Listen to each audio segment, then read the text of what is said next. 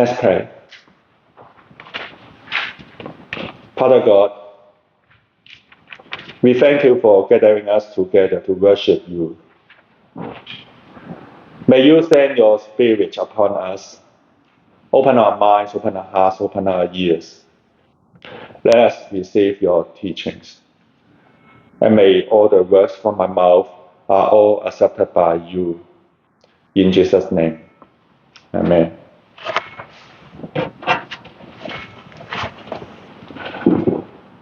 Sometimes in life, we like to compare. We compare our clothes, our jobs, our homes, even our faith. We say, at least I am better than that person, or I am not as bad as them. Comparison can easily make us feel proud or make us feel small. I remember one day my wife said to me, "Everyone around me seems so good. They are better than me in every way." She often compares herself with people who are better or more capable than she thinks she is. But instead of feeling encouraged, she ends up feeling sad, as if she's not good enough, as if she's the worst one. Her way of comparing doesn't make her proud. It hurts her heart and lowers her confidence. And maybe some of us have felt that too. Sometimes comparison makes us proud, like the Pharisees. And sometimes it makes us discouraged, like my wife.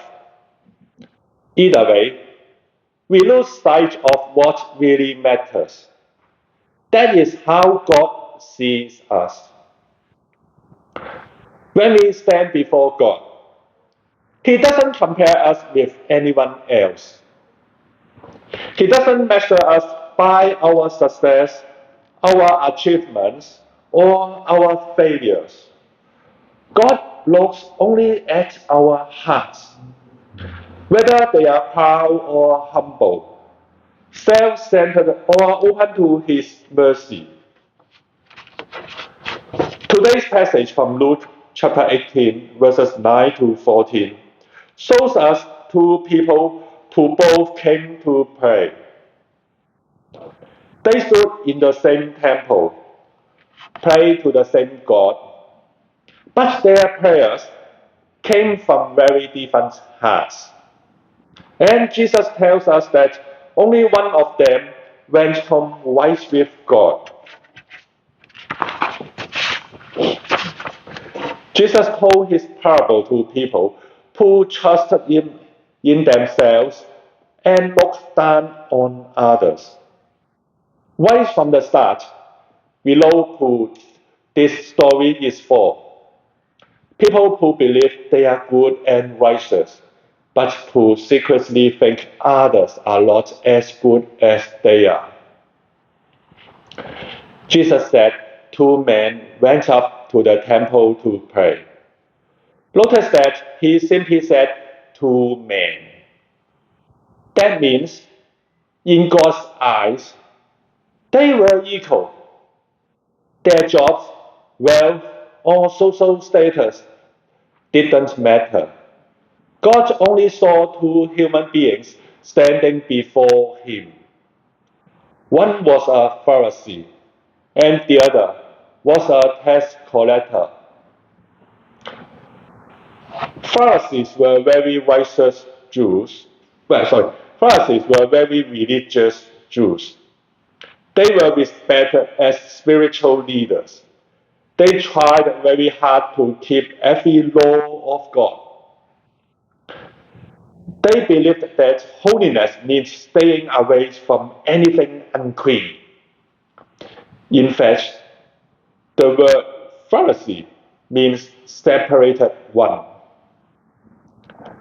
They were so serious about the law that they often went beyond what the law required. For example,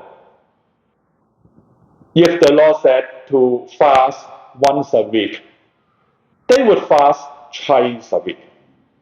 They were proud of how disciplined and holy they appeared. The tax collectors, however, were Jews who worked for the Roman government. They collected taxes from their own people and often charged more than required so they could keep the extra money for themselves. Because of this, people saw them as greedy traitors. They are sinners who betray their nation and their faith. The Pharisees would never want to stand near a tax collector. So, when Jesus said a Pharisee and a tax collector both went to the temple to pray, his listeners would have been surprised. That would be very unusual and almost impossible in real life. But Jesus used this story to teach a deep truth about our hearts. Let's look at what the Pharisee prayed.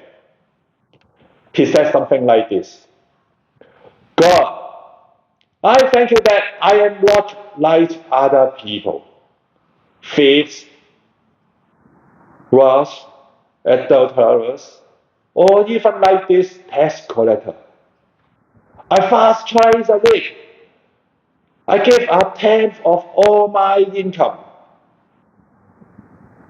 At first, his prayers sounds painful. But if we listen carefully, we realize he's not really thanking God. He was praising himself. His prayer is full of comparison. He measures his goodness by looking down on others. He feels proud, confident, and self-satisfied.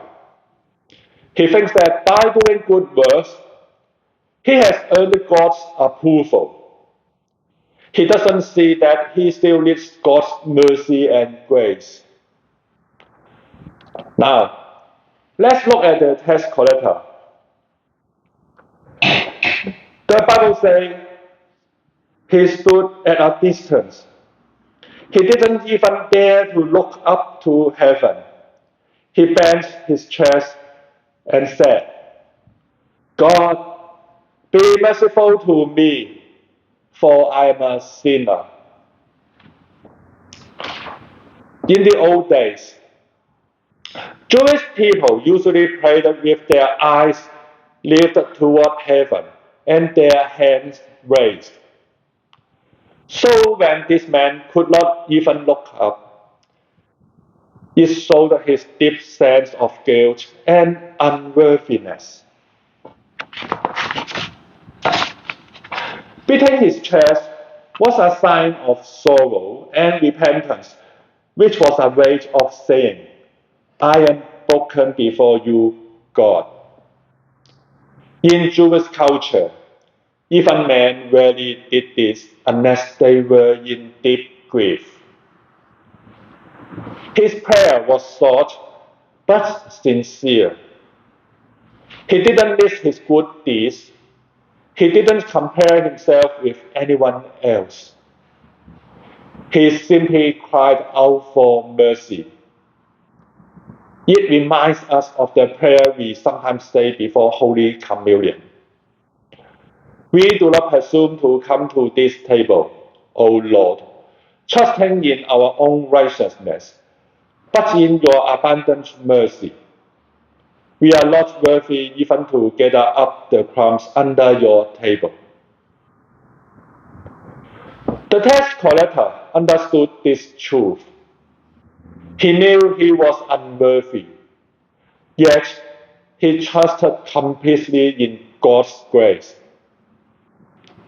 And Jesus said, "For all who exalt themselves will be humbled, but all who humble themselves will be exalted."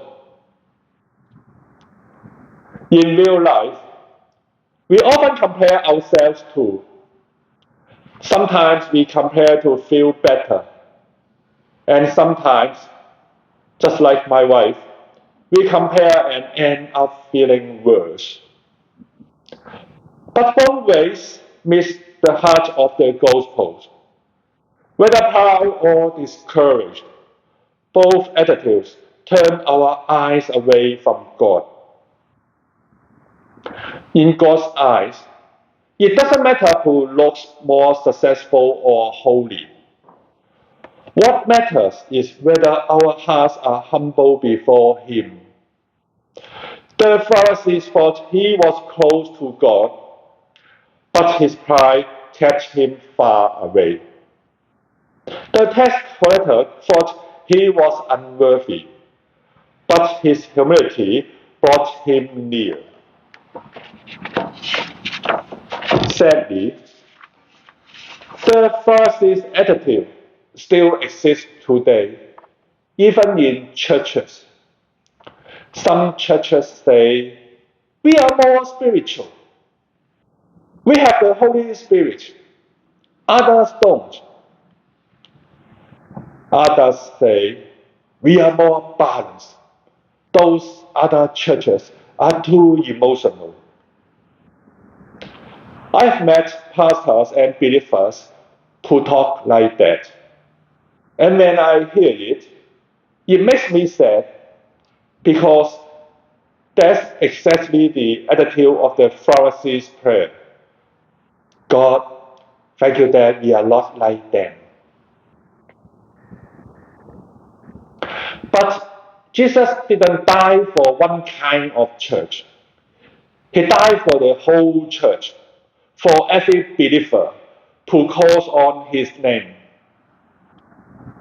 When we compare and judge others, we close the door to grace.